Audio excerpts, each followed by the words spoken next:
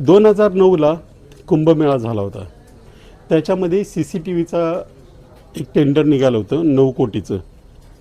त्या टेंडरवर घोटाळ्याचे आरोप झाले. तर हेच मुख्यमंत्री त्यावेळेलाही होते. त्यावेळेला त्यांनी असं सांगितलं की कायम CCTV बनवण्यासाठी आपल्याकडे वेळ नाही, 3 महिन्यात तेवढं होणार नाही, म्हणून आपण आता हे मंजूर करतोय, याची चौकशी करू आणि नंतर कायमस्वरूपी CCTV तिथे कुंभमेळ्याच्या जागेवर बसवले जातील. थेट त्यानंतर 10 वर्षात कुणालाही काही आठवलं नाही.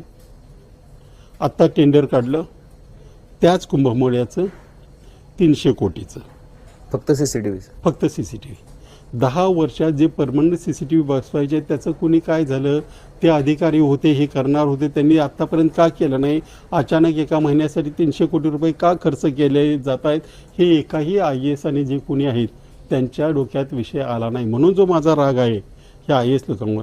अरे तुम्हाला फार देशातल्या लाखो लोकांमधून निवडलं आहे, ते काही याच्यासाठी निवडलं आहे, तुम्हाला काहीतरी विशेष अक्कल आहे म्हणून निवडलं आहे. त्यांना फक्त माझ्यासारख्या किरकोळ माणसाने आरोप करायची संधी मिळावी असं काम तुमच्याकडून करावं.